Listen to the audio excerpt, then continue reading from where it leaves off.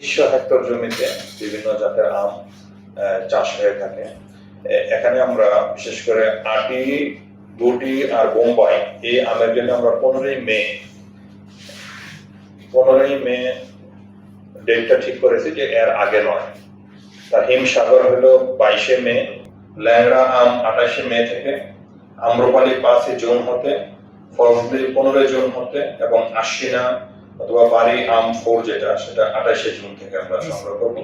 এছাড়াও যদি আপনারা মনে করেন যে এই নির্ধারিত ডেটেও কিছু কিছু আম অপরিপক্ক রয়ে গেছে, তাহলে আপনারা আরো 2 দিন পিছিয়ে আপনারা আম সংগ্রহ করতে পারবেন। তবে এই ডেটগুলো আগে নয় এবং আপনারা কোনো অবস্থাতেই আপনারা অপরিপক্ক আম পারবেন না এবং কোনো ধরনের কীটনাশক ব্যবহার করবেন না। এটা আপনাদের প্রতি আমার অনুরোধ থাকবে।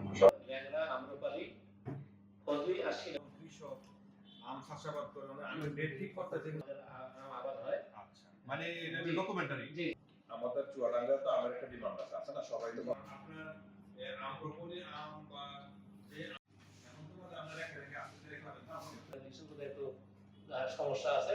সেক্ষেত্রে গতবারে এই আম সংগ্রহের যে সময়কালটা ছিল সেটা হলো গুটি, আটি এবং বোম্বাই যে আমটা ছিল এটা হলো এমনিতে গাছের পেকে যাবে স্যার। না গুটিটা বলেন গুটি স্যার তো আমটা খুব বেশি নাই স্যার। না পক্ষ হয় নাই সেটা যদি আবার বাইরে ফেলেন তাহলে তো মানুষ খায়া জাত অনুসারে বলে জাত এই আম বাগান আছে আপনার? জি গুটি আটি আমের বাগান আছে? আছে স্যার। আপনাদের ভালোই আমাদের ভালো।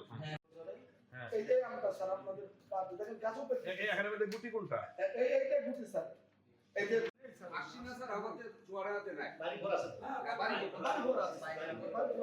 ওই একটু বেশি আকার বেশি আকার। স্যার ওইটা এমন একটা মার্কেট কেউ পাইতে চায় না, কারণ ওইটাতে সবাই আটকে রাখে। আর একটা বিষয় বলি, সেটা হলো যে আম পাড়ার আগে অনেক সময় ওষুধ দিতে হয়, কিন্তু সেটা কিন্তু আপনারা জানেন যে আম ম্যাচিউর হওয়ার আগে যদি গাছ থেকে পাড়া হয় তাহলে এটা সুস্বাদু হয় না।